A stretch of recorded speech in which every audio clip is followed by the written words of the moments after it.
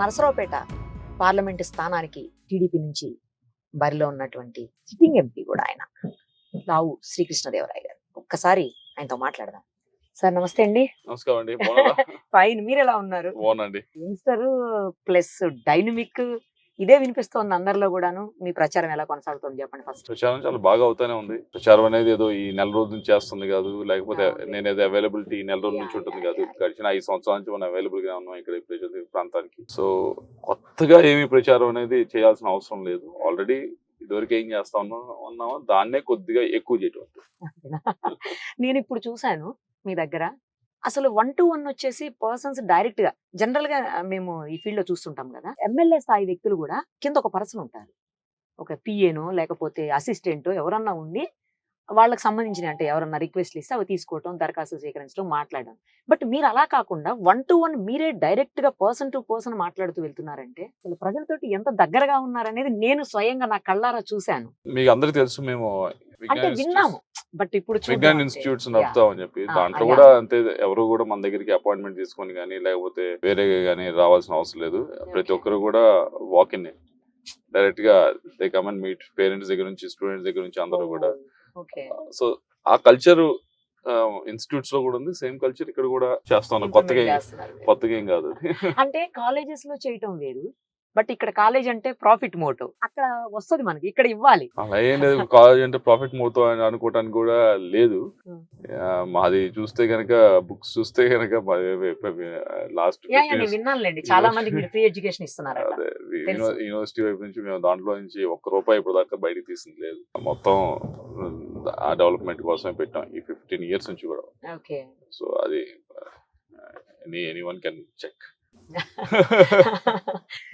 చాలా సింపుల్ గా మన సొంత మనిషి ఏమో, మన ఇంట్లో అబ్బాయి, మన పక్కింట్లో అబ్బాయి, మన ఎదురింట్లో అబ్బాయి అన్న ఫీలింగ్ కలిగేలాగా ఒక ఎంపీ లాగా లేరు మీరు అసలు. అంటే నాన్నగారు ఇచ్చిన ఇన్స్పిరేషన్ తో ఇలా ఉన్నారా, లేకపోతే మీకుగా మీరు పబ్లిక్ తోటి మమేకం అవటం వల్ల ఇలా ఉండగలుగుతున్నారా? అందరూ ఇంతే ఉంటారు కదా, నేనే కొత్తగా లేనని అనుకుంటున్నాను. అందరు అలా ఉండరు. యంగ్స్టర్ కదా, కొద్దిగా ఈజీ టు మింగిల్ గానే మేము అందరం ఉంటామని నా ఉద్దేశం. ఈ రోజుల్లో అంత మరీ మనం గట్టిగా స్టక్అప్ అయి ఉండాల్సిన అవసరం లేదని నా ఉద్దేశం. ఇంకొకటి ఏంటంటే మీకున్న పాజిటివ్నెస్, అలాగే మీ గురించి పాజిటివ్ గా అందరూ మాట్లాడేది ఏంటంటే ఎక్కడా కూడా నోరు జారి పిచ్చి పిచ్చిగా మాట్లాడడం కానీ, లేకపోతే ఒకరిని అనవసరంగా విమర్శించడం కానీ, లేదంటే ఎదురుదాడికి దిగటం కానీ, ఇలాంటివి ఏవి కూడా చెయ్యరు ఆయన. ఏ పార్టీలో ఉన్నా కూడా, పార్టీలకి ఇర్రెస్పెక్టివ్ ఆఫ్ పార్టీస్ పక్కన పెట్టేద్దాం కాసేపు, పార్టీలకు సంబంధం లేకుండా కూడా చాలా మంచి పొలైట్ బిహేవియర్ ఉంటుంది అని చెప్పేసి అది చాలా మీకు పాజిటివ్ పాయింట్ తెలుసా? నేను భావించేది ఏంటంటే మనం అగ్రెషన్ అనేది మాటల్లో కాదు, అగ్రెషన్ అనేది మన చేతుల్లో ఉండాలి. అంటే చేసే వర్క్ మీద ఉండాలి. దాని తర్వాత మనం నెగోషియేట్ చేసేటప్పుడు ఉండాలి. కానీ అగ్రెషన్ అనేది మాటల్లో మాట్లాడే వాడికి అది చాలా ఈజీ పని. సో గట్టిగా బూతులు తిట్టేయడం అదంతా చేయడం అనేది చాలా ఈజీ పని. బట్ కష్టమైన పని ఏంటంటే ఒక పని తీసుకొని దాన్ని వెనక మళ్ళీ గట్టిగా పోరాడి తేవటం అనేది, లేకపోతే ఒక విషయం గురించి గట్టిగా ఆర్గ్యూ చేసి గెలవటం అనేది చాలా కష్టమైన పని. I prefer second one. Actually మీరు పార్టీ మారతారని ఎవరు ఎక్స్పెక్ట్ చేయలేదు స్టార్టింగ్ లో, ఎందుకంటే మిమ్మల్ని ఒక యంగ్స్టర్ గా ఫస్ట్ టైం ఎక్స్పెక్ట్ చేయలేదు. అవునా? ఇది బాగుంది. ఒక యంగ్స్టర్ గా మిమ్మల్ని చాలా ఆయన ప్రోత్సహించి జగన్ గారు మీకు సీట్ ఇచ్చి మిమ్మల్ని గెలిపించారు. అఫ్ కోర్స్ మీ ప్రమేయం లేకుండా, లేకపోతే మీ ఎఫర్ట్స్ లేకుండా మీరు ఎలిజిబుల్ కాకపోతే ప్రజలు కూడా గెలిపించరు, అది వేరే విషయం. బట్ ఆయన సీట్ ఇవ్వకపోతే మీకు ఆప్షన్ వచ్చేది కాదు అప్పట్లో. అలాంటిది పార్టీ మారతారని మీరు కూడా ఎక్స్పెక్ట్ చేయలేదన్నారు. ఎవరు ఎక్స్పెక్ట్ చేయండి. అన్ఎక్స్పెక్టెడ్ గా ఎందుకు పార్టీ కేవలం అక్కడ సీట్ ఇవ్వను అన్న దానికోసమే మీరు మారాల్సి వచ్చిందా, లేకపోతే మరేదైనా రీజన్ ఉందా? సీట్ ఇవ్వను అనే దానికంటే కూడా మళ్ళా ఇస్తానన్న తర్వాత, కానీ ద హోల్ ప్రాసెస్ అదేదో 10 రోజులు జరిగిన ప్రాసెస్ కాదు, దాదాపు 7-8 నెలలు జరిగిన ప్రాసెస్ అది. ఆ 7-8 నెలలు కూడా డిఫరెంట్ ఆర్గ్యుమెంట్స్ పెట్టుకుంటూ వచ్చారు. ఒకసారి ఒకటి అని చెప్పి, ఇంకోసారి ఇంకోటి అని చెప్పి, విచ్ వాస్ బేస్లెస్ ఆర్గ్యుమెంట్స్. వాళ్ళే చివరికి రియలైజ్ అయ్యారు ఇది బేస్లెస్ ఆర్గ్యుమెంట్స్ అని చెప్పి, మనం చేస్తా ఉంది కరెక్ట్ కాదని చెప్పి రియలైజ్ అయ్యారు. కానీ ద హోల్ ప్రాసెస్ మనం 10 years పనిచేసిన తర్వాత, 10 years పనిచేయటం అంటే 5 years అపోజిషన్ లో ఎవరు లేని రోజు మనం ఉన్నాం. అందరూ భయపడుతున్న రోజు, అందరూ వద్దు వెళ్ళొద్దని రోజు మనం ఉన్నాం. ఇంకో 5 years మనం అధికారంలో అధికారంలో ఉన్నప్పుడు ఉన్నాము. ఒక్క మచ్చ కూడా ఒక పార్టీకి తీసుకురాలేదు. ఒక ఇబ్బందికరమైన విషయం కూడా పార్టీకి చేయలేదు. ఉమ్. ఇంత చేసిన తర్వాత కూడా నన్ను ఆ పొజిషన్‌లో ఆ పొజిషన్‌లో పెట్టి 7, 8 మంత్స్ అలా చేస్తే హౌ షుడ్ ఐ ఫీల్? నాకు బాధ అనిపించదా? మనం ఇంత చేసిన తర్వాత ఇప్పుడు 10 ఇయర్స్ తర్వాత కూడా ఇలా ఉన్నామంటే మళ్ళా ఇంకో 10 ఇయర్స్ అయినా ఇంతే కదా ఉండేది. కొత్తగా ఏం అవ్వదు కదా అనేది నా అభిప్రాయానికి వచ్చాను. అభిప్రాయానికి వచ్చినప్పుడు ప్రెస్ మీట్ ఒకటి చెయ్యి, చేస్తే మీకు సీట్ ఇస్తాము అది ఇది అన్నారు. ప్రెస్ మీట్ చేసి ఏం చేయాలి అంటే చెప్పాలా జరిగింది? సీఎం గారు తో అపాయింట్మెంట్ అయిపోయిన తర్వాత వచ్చిన తర్వాత బయటకు వచ్చిన తర్వాత నేను మాట్లాడటం జరిగింది ఆ రోజు. దాని గురించి ఖండిస్తూ మాట్లాడమన్నారు. నేను మాట్లాడను, నేను చేయలేను అని చెప్పాను. మీరు పార్టీ మారడానికి మీ రీజన్స్ మీరు చెప్పారు. బట్ ఏమని వినిపిస్తోందంటే బయట అక్కడ జగన్ గారు ఒక బీసీ వ్యక్తికి ఇవ్వాలి అని చెప్పి డిసైడ్ అయ్యారు. బీసీలను ప్రోత్సహించాల్సిన అవసరం ఉంది కదా, ఆయన దీనికి వ్యతిరేకమా? ఆ ఉద్దేశంతో ఈయన అక్కడ కేవలం అక్కడ ఇవ్వనందుకే గుంటూరు మారకుండా నాకు ఇక్కడే కావాలని పట్టుబట్టి కూర్చున్నారు. కేవలం ఆ కారణంతో ఏంటి బీసీలను ప్రోత్సహించే ఉద్దేశం ఆయనకి లేదా అనేది మీ ప్రత్యర్థులు మీ మీద ఆరోపిస్తున్నటువంటి. నా ప్రత్యర్థులు ఎవరైతే మాట్లాడుతా ఉన్నారో వారి వైపు నుంచి నేను క్లారిటీగా అడుగుతా ఉన్నా. పబ్లిక్ ఏమన్నా మీరు అడిగిన ప్రశ్నే ప్రాపగేట్ చేస్తా ఉన్నారు. ప్రైవేట్ గా క్యాడర్ గా మాత్రం చెప్తా ఉంది ఏంటంటే మేము సీట్ ఇస్తా ఉన్నాం ఆయన వెళ్ళిపోయాడని. ప్రైవేట్ గా వాళ్ళు చెప్తున్నాం వల్ల, పబ్లిక్ గా చెప్తున్నాం వల్ల అది క్లారిటీ తీసుకున్న నా దగ్గరికి వస్తే నేను సమాధానం తప్పకుండా చెప్తాను. బీసీలకు వ్యతిరేకం అనే క్వశ్చన్ ఎందుకు అడగాల్సి వచ్చిందంటే ఇప్పుడు నేను మీ ఆఫీస్ దగ్గర చూశాను. చాలా మంది బీసీలు ఉన్నారు. వాళ్ళు వచ్చి నన్ను మేము పలానా, మేము యాదవ్, మేము అది ఇది అని బీసీలు మేమంతా సార్ పక్కకే ఉన్నాము. ఎవరో ఎక్కడి నుంచి వచ్చిన నాన్ లోకల్కి మేము సపోర్ట్ చేసే క్వశ్చనే లేదు. మాకు సారే ఇంపార్టెంట్. మేము సార్తోటే ఉంటాం. మేము టీడీపీ వాళ్ళం. మేము టీడీపీకి క్రాస్ ఓటింగ్ చెయ్యం అని ఖచ్చితంగా చెప్తా ఉన్నారు. అందుకని నాకు డౌట్ వస్తుంది. ఇదేంటి ఇక్కడ చూస్తే బీసీలు ఉన్నారు పక్కన, అక్కడేమో బీసీలకు వ్యతిరేకం అని అంటున్నారు. అర్థం కాలేదు. అదే విచిత్రం. నేనేమి పనులు చేసేటప్పుడు లేకపోతే లాస్ట్ 10 సంవత్సరాలు ఉన్నప్పుడు కానీ లేకపోతే మా ఇన్స్టిట్యూట్స్ లో కానీ కులాలు చూసి మతాలు చూసి ఇంకోటి చూసి పని చేయం కదా. ఇప్పుడు నా మీద ఏదో కొత్తగా రుద్దుదామని ప్రయత్నించినా జనం నమ్మాలి కదా. నా దగ్గరికి వచ్చే వాళ్ళు దాదాపు 60-70% మందికి ఎక్కువ మందికి ఇంకా ఎక్కువ మంది వాళ్ళ కులాలు కూడా నాకు తెలియదు. నా దగ్గరికి వచ్చే వాళ్ళు పని చేసుకుంటారు, వెళ్తారు. నా మోస్ట్ ఆఫ్ ద టైం నా దగ్గరికి వచ్చే వాళ్ళు నేను పార్టీ కూడా అడగను. నేను అన్లెస్ ఏమైనా పొలిటికల్ ఇష్యూ ఉంటే తప్పించి పొలిటికల్ ఇష్యూ ఉంటే తప్పకుండా అప్పుడు అడగాల్సి వస్తుంది. కానీ పొలిటికల్ ఇష్యూ లేకపోతే డెవలప్మెంట్ యాక్టివిటీ గురించి వస్తే నేను అసలు పార్టీ కూడా అడగను, చేస్తాను. కొంతమంది వస్తారు, ఈ అందరూ తెలిసిందే కదా టీటీడీ లెటర్లను అదో అది అసలు మామూలుగా ఎవరికి బట్టి జరుగుతూనే ఉంటాయి. సో అందుకని నాకు ఏదో రుద్దాలని ప్రయత్నించడమే తప్పించి అది స్టిక్ అవ్వదు. దానికి చాలా గట్టిగా రుద్దాన్ని ప్రయత్నిస్తున్నారు. I don't think it stick on to me. Actually మీరు కులాలకి మతాలకి అతీతంగా సర్వీస్ చేస్తారు, ఎవరికి ఏ హెల్ప్ అడిగినా చేస్తారు అనే దానికి ఇంకో బెస్ట్ ఎగ్జాంపుల్ చెప్తా. ఈ రోజు నేను ఇక్కడ ప్రత్యక్షంగా చూసింది. మీరు వచ్చిన వాళ్ళతోటి అంటే మాట్లాడే పద్ధతి అంతా నేను చూశాను. తర్వాత మీ డ్రైవర్ తో కొంచెంసేపు ఇంటరాక్ట్ అయ్యాను నేను. తన్ని ఏమని అడిగానంటే కొంచెం కటుగా ఉంది సార్ మాట, ఏంటి అలాగే ఉంటారా అని అడిగా. మేడం సారు మాట అలా ఉంటది, ఆయన మనసు చాలా వెన్నలాంటిది. ఇది నేను డైలాగ్ చెప్పడం కాదు, కొన్ని వందల మందికి సర్వీస్ చేస్తున్నారు ఆయన. అన్ని రకాల కులాల వాళ్ళకి కాలేజీ విషయంలో కావచ్చు, లేకపోతే ఎడ్యుకేషన్ కావచ్చు. అంటే బయట మీరు ఇంకా చాలా మందిని చదివిస్తున్నారని కూడా చెప్తున్నారు ఆయన, మీ కాలేజీకి సంబంధం లేకుండా కూడా. సో ఇలాంటి సర్వీసులు మా సార్ చేసినట్లు ఎవరు చేయట్లేదు మేడం, నాకు తెలుసు ప్రత్యక్షంగా నేను చూస్తున్నానని చెప్తున్నారు. మరి ఇప్పుడు కులాల ప్రస్తావన అనేది ఎందుకు తీసుకొస్తున్నారు ఇలాంటప్పుడు? సింపుల్ ఆన్సరా? ఎలక్షన్స్ టైంలో వస్తుంది, ఎలక్షన్స్ అయిపోయిన తర్వాత మర్చిపోతారు. మళ్ళీ ఎలక్షన్స్ టైంలో 2029 మళ్ళీ వస్తుంది. అలా ఉన్నాయి. సో దాని గురించి పెద్ద ఎక్కువగా ఆలోచించి మనం బుర్ర పోగొట్టుకోవటం అనవసరం. అంతేనా? మన పని మనం చేసుకుంటూ వెళ్ళిపోవటమే. పీపుల్ విల్ రియలైజ్ మనం ఏంటి, ఎటువంటి వ్యక్తి అనేది పీపుల్ కి చాలా క్లియర్ గా తెలుసు. ఎంత రుద్దుదామని ప్రయత్నించినా, ఏమి చేద్దామని ప్రయత్నించినా అటువంటి స్టిక్ అవ్వు. ప్రయత్నం అయితే చేయాలి కదా. చేయకుండా అన్ని సామ మీద దండోపాయాలన్నీ కూడా చేయాలి కదా. దండోపాయాలన్నీ అంటారా? అన్ని చేస్తారు. Okay right. మీరు అత్యంత సౌమ్యులు, తర్వాత ఫుల్లీ ఎడ్యుకేటెడ్ ఫ్యామిలీ నుంచి వచ్చారు. మీరు కూడా హైలీ ఎడ్యుకేటెడ్. నెక్స్ట్ ఇంకోటి ఏంటంటే పేదల కోసం ప్రతి క్షణం కలలు కనే వ్యక్తి, వాటిని సాకారం చేయాలి, వాళ్ళ కోసం హెల్ప్ చేయాలి అనేటువంటి వ్యక్తి. మీకు ప్లస్ ఇవన్నీ కూడా. తర్వాత మీరు స్థానికులు. ఇక్కడ అవతల వ్యక్తి ఎవరైతే ఉన్నారో వాళ్ళు నాన్ లోకల్. ఆయన కొంచెం నోటికి ఏదొస్తే అది మాట్లాడతారు అనేది కూడా కొంత ఆరోపణలు ఉన్నాయి.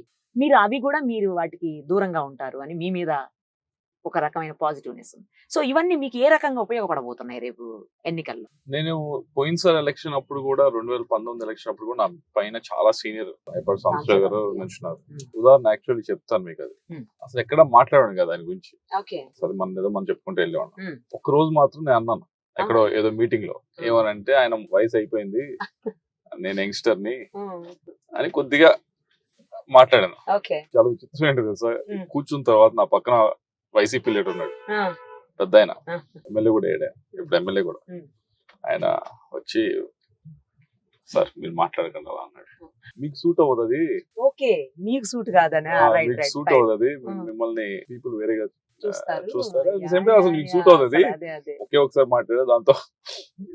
అంటే నేను చెప్పేది ఎందుకంటే ఉదాహరణది, ఈవెన్ వైసీపీలో ఉన్నా టీడీపీలో ఉన్నా ఏ పార్టీలో ఉన్నా గానీ లీడర్సే కాదు పీపుల్ కూడా విజ్ఞత ఉంది. అనవసరంగా మాట్లాడితే కరెక్ట్ కాదు అనేది చాలా క్లియర్ గా తెలుసు. ఏదో మనం చూసేది ఒక 10% చూస్తాం, అలా ఎలా పడితే అలా మాట్లాడేవాళ్ళు.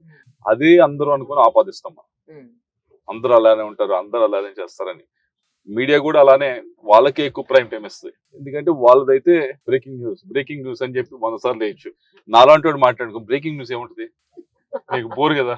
మరి మీ దగ్గరికి వచ్చాను ఇంటర్వ్యూ వచ్చే వాళ్ళందరూ నేను చెప్తాను, నాది ఇంటర్వ్యూ ఎందుకే బాబు మీరు చేసేది, మీకు టీఆర్పీస్ రావు, మీకు వ్యూవర్షిప్ రాదు, టైం అంతా మీకు వేస్ట్, మీ టైం వేస్ట్ చేసుకున్నా చాలా మందికి నేను చెప్తాను.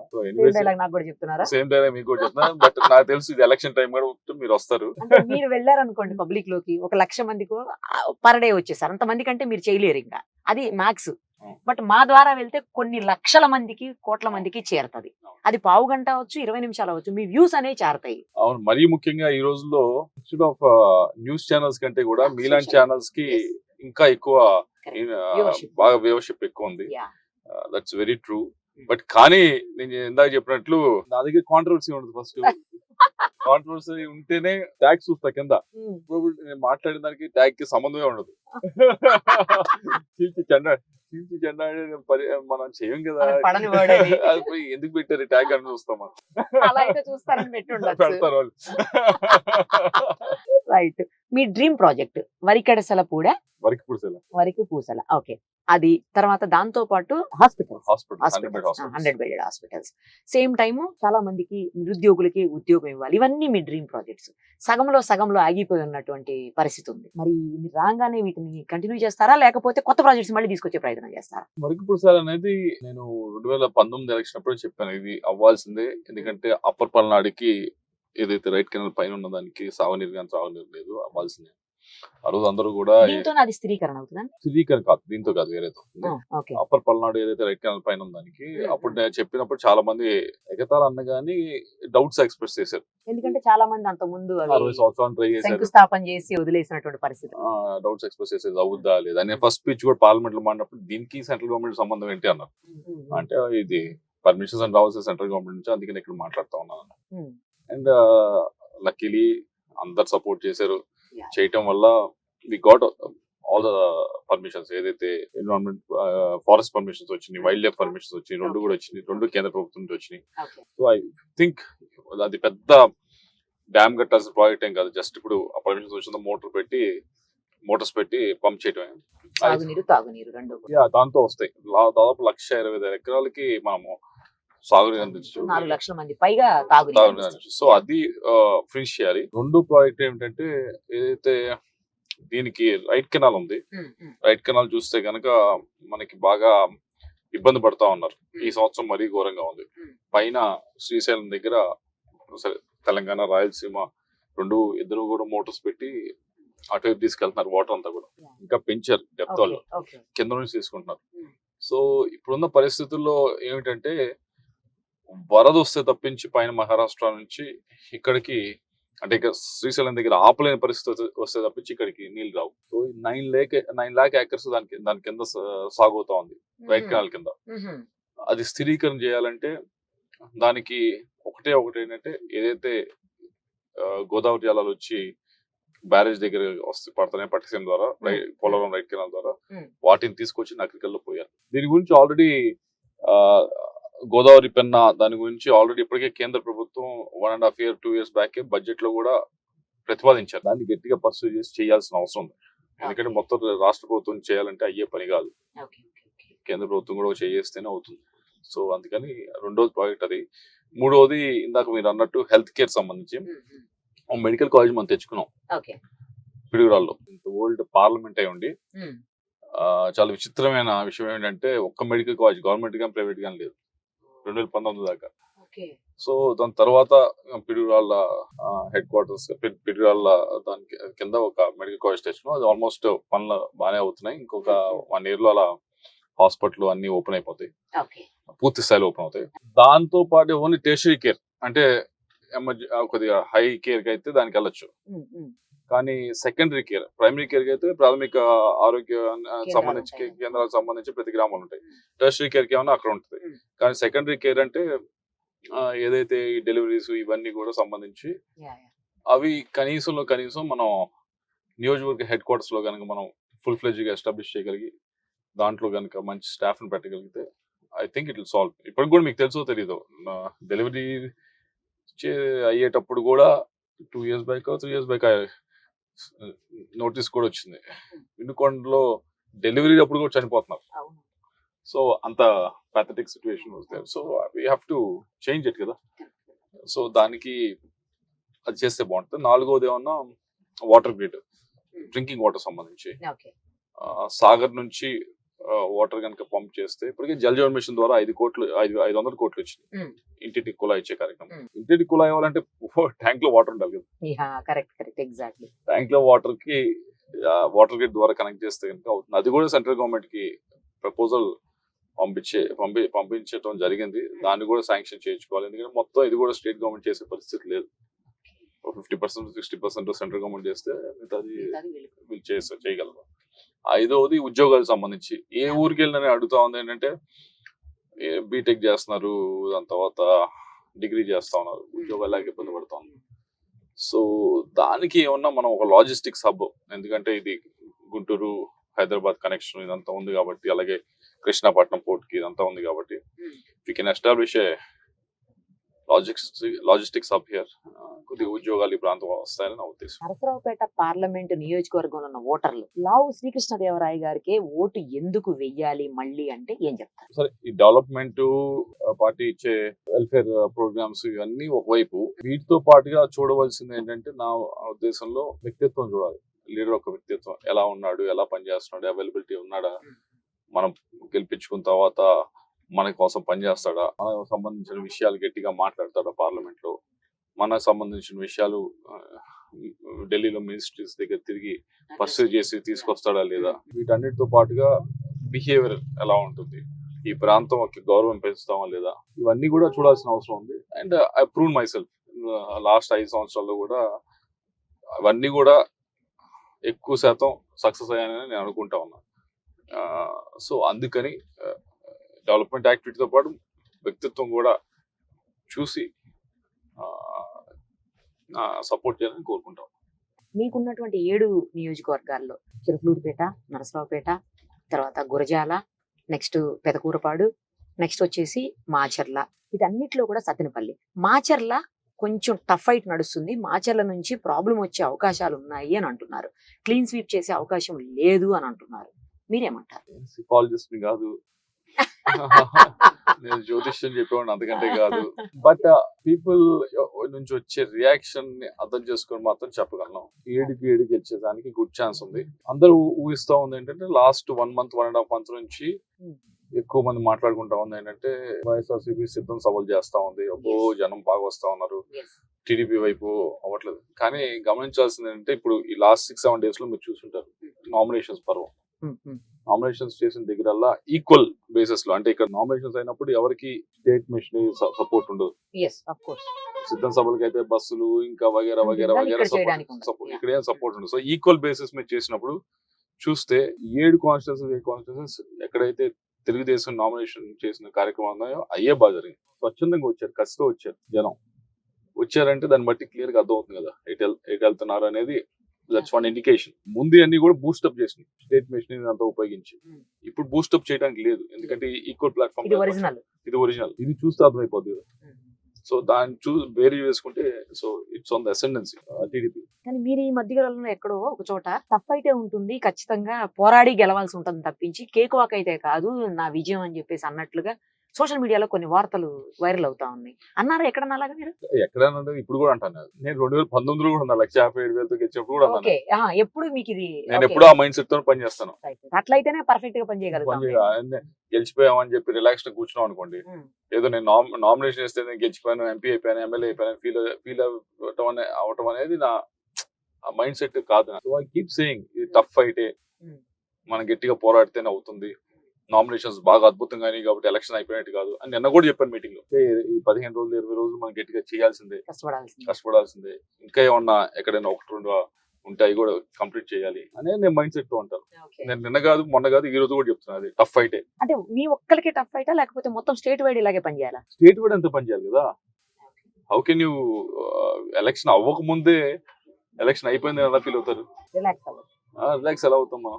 స్టేట్ వైడ్ అలానే ఫీల్ అవ్వాలని నా ఉద్దేశం. దాన్ని ఏదో వక్రీకరించి దాని పెద్ద న్యూస్ చేసి అటువంటి కూడా న్యూస్ చేసి బూస్టప్ చేసుకుంటానంటే దాన్ని బట్టి అర్థం అవ్వాలి కదా ఎంత డిఫెన్స్ లో ఉన్నారని. మీకు బాగా ఇష్టమైన సీఎం పిఎం పాలిటిషియన్ ఎవరో చెప్పండి. బాగా ఇష్టమైన వారంటే చూడని వారంటే కామరాజ్. ఎడ్యుకేషన్ ఏం లేకుండా సంథింగ్ హెస్ డన్ వండర్ఫుల్. ఇప్పుడు మిడ్ డే మీల్ స్కీమ్ ఉందంటే ఆయన తీసుకొచ్చింది. గ్రేట్ లీడర్, ప్రైమ్ మినిస్టర్ అవ్వాల్సిన వారు, కానీ because of his language barrier అవ్వలేకపోయారు. రెండోది పివి నరసింహరావు గారు నేషనల్ లెవెల్లో అయితే. స్టేట్ లెవెల్లో అయితే obviously NTR and YSR. Perfect గా చెప్పేశారు కదా, అసలు ఎన్టీఆర్ గారు వైఎస్ఆర్ గారు అంతే. ఇక ఇంకో పర్సనల్ క్వశ్చన్ మీకు ఏంటంటే, జనరల్ గా నేను చూస్తుంటా పాలిటీషియన్స్ అంతా కూడా ఫార్చునర్లు వేసుకొని తిరుగుతుంటారు. మీరు డిఫెండర్ వాడుతున్నారు, ఫార్చునర్ మీకు పెద్దగా ఇష్టం ఉండదు అంటే నేను ఇప్పుడు అది కూడా మీకు ఎవరు అడిగినా ఎందుకు ఇష్టం ఉండదు ఫార్చునర్ చెప్పండి. అసలు ఫార్చునర్ ఇష్టపడని పాలిటీషియన్ ఉంటారా? చాలా మంది చూడండి ఏంటంటే కార్ అంటే ఫ్రిల్స్ చూస్తారు. ఫ్రిల్స్ అంటే అది ఎలా ఉంది చూడటానికి ఎలా ఉంది అవన్నీ చూస్తారు. బట్ నేను చూసేది ఏంటంటే చూడాల్సింది కూడా ఏంటంటే how big engine it is. Okay. ఎంత పెద్ద ఇంజిన్ అయితే అంత సేఫ్టీ ఫీచర్స్ ఎక్కువ పెడతారు, ఎందుకంటే ఆ స్పీడ్ అంతా. దట్స్ హౌ ఇట్స్ డిజైన్ అంతా చేసేది. రెండోది చూడాల్సింది ఏంటంటే shocks, okay, because travel long distance కదా. మూడోది చూసేది అంటే leg space, okay, because I'm tall. So ఈ మూడు చూస్తాం. ఐ థాట్ మూడిట్లో ఈ కేటగిరీస్ లో ఇదే బెటర్ అని చెప్పి డిసైడ్ అయితే. సో మీకు ఇష్టమైన కార్ ఇదే అయితే డిఫెండర్? అలా ఇష్టం, నాకు కార్స్ పెద్ద ఇష్టం ఉండదు. బట్ లేదు, అసలు ఇష్టం లేదు అంత పెద్ద. పాలిటీషియన్స్ కార్స్ చాలా ఇష్టపడతారు కదా, తప్పదు జర్నీ చేయడానికి తప్ప పెద్దగా మీకు. I do not do cars. మరి బైక్స్ ఇష్టమా? ఏమి ఇష్టం? Bikes cars? No cars bikes పెద్ద అంత ఐ డోంట్ ఎంజాయ్ మచ్. అవునా? ఫోన్స్ పోనీ గాడ్జెట్స్? Not really. మరి ఏమి ఇష్టం ఎక్కువ? I buy a lot of gym equipment actually. అందుకేనా ఇంత జిమ్ బాడీ కనిపిస్తోంది? లేదు, అంత పెద్ద ఏం చేయట్లేదు, but I by lot of that. Okay. ఒక ఇంటర్వ్యూలో చూసాను, మీ వైఫ్ చెప్తున్నారు పెద్దగా ఇంట్లో స్పెండ్ చేయరు టైము, ఏది మాకు డిస్కషన్స్ కూడా నడవు పెద్దగా, అంటే ప్రొఫెషనల్ గా ఆ ప్రొఫెషన్ ఆమెదే, మీ ప్రొఫెషన్ మీదే. అఫ్ కోర్స్ ఇప్పుడు ఆవిడ కూడా సపోర్ట్ చేస్తున్నారు అనుకోండి, ఆవిడ కూడా బయటకు వచ్చి మీకోసం ప్రచారం చేస్తున్నారు.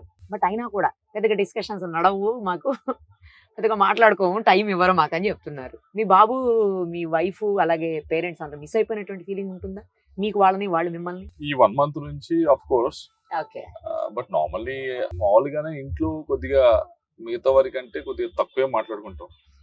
ఈవెన్ మై ఫాదర్ తో కానీ మదర్ తో కానీ మేము కొద్దిగా, but at the same time sync లో ఉంటాం. ఇప్పుడు నేను అనుకుంటాం వాళ్ళకి అర్థమవుతుంది, వాళ్ళకి ఏమవుతుంది, ఎక్కువ మాటలు కాకుండా దాంట్లో అర్థమైపోతాయి ఏం ఫీల్ అవుతున్నాం అనేది అర్థమవుతుంది. దాని పెద్ద కూర్చొని లెక్చర్స్ ఇవ్వాల్సిన అవసరం అయితే లేదు. మీరు మామూలుగానే కొంచెం తక్కువ మాట్లాడతారా? అవసరమైనప్పుడు ఎక్కువ మాట్లాడతాం. నైస్. ఫైనల్లీ ఒక్కటి చెప్పండి, ఈ మీ నియోజకవర్గ ప్రజలకు ఏం చెప్తారు? ఇందాక చెప్పింది ఏదైతే ఈ ఎలక్షన్ ఉందో మే 13వ తారీఖున మంచి ఎండలు ఉంటాయి. మొన్న ఎలాగైతే మీరు నామినేషన్ అప్పుడు పెద్ద ఎత్తున స్వచ్ఛందంగా తరలి వచ్చి చేశారు, దయచేసి మే 13వ తారీఖున కూడా అంతే స్వచ్ఛందంగా మీరు కొద్దిగా విసుగు అనుకోకుండా మన ఓటు హక్కును వినియోగించుకోవాలి. పోయినసారి 84% వచ్చింది. ఓకే. చాలా వన్ ఆఫ్ ద చాలా హైయెస్ట్. మంచి పర్సెంటేజ్. ఈసారి 90% దాటాలి. అందరూ తరలి బయటకు వచ్చి ప్రతి ఒక్కరు కూడా ఓటేయాలని చెప్పి కోరుతా ఉన్నా. ఓటేసేటప్పుడు మాత్రం ఒకటే కోరేది, ఓటేసేటప్పుడు దయచేసి క్యాండిడేట్స్ ని చూసుకోండి. ఇప్పుడు ఈ టైంలో మీ అందరికీ కొద్దిగా మేమందరం మాట్లాడుతూ ఉంటాం, Yeah, అది ఇది అది ఇది అని అవును, అవును. మాట్లాడినా కానీ ఒకసారి బేరీజ్ వేసుకోండి. గడిచిన 5 సంవత్సరాల నుంచి ఎవరు ఎలా ఉన్నారు, ఏం చేశారు అనేది బేరీజ్ వేసుకోండి. వీళ్ళు సరే డెవలప్మెంట్, సంక్షేమం అనేది ముందుకు వెళ్ళాలి, తప్పకుండా Yeah, చేయాలి, చేస్తాం. Hmm. వీటన్నిటితో పాటు ముఖ్యంగా చూడవలసింది క్యారెక్టర్ ఆఫ్ ఏ పర్సన్. వీళ్ళు ఎగ్జాక్ట్లీ. లాంగ్వేజ్ ఎలా వాడుతున్నారు, అందుబాటులో ఉంటున్నారా లేదా, 10 మంది వెళ్ళినప్పుడు కూర్చోబెట్టి మాట్లాడే ఓపిక ఉందా లేదా, ఒక పని తీసుకుంటే ముందు తీసుకెళ్లే ఉందా లేదా, కరప్షన్ చార్జెస్ ఎవరిని హింసించి డబ్బులు తీసుకున్నారా లేదా, దాంతో పాటు ఎవరి మీద కేసులు పెట్టి హెరాస్ చేశారా అని, ఇవన్నీ కూడా బేరీజ్ వేసుకోవాల్సిన అవసరం ఉంది. ఇవన్నీ చూసుకొని అప్పుడు ఎవరిని సపోర్ట్ చేయాలో ఆలోచించి, కేవలం ఒకటే సంక్షేమం అనే కాదు, కేవలం డెవలప్మెంట్ అని కాదు, ఈ మూడు కూడా కరెక్ట్. వ్యక్తిత్వం కలిపి మూడు చూసుకొని ఎవరైతే బాగా చేయగలరో చూసుకొని వారికి ఓటేయాలని చెప్పి కోరుతాం. అండి, మరోసారి మీరు ఖచ్చితంగా లోక్సభలో మీ గళం వినిపించాలని మనస్ఫూర్తిగా కోరుకుంటూ thank you so much. Thank you.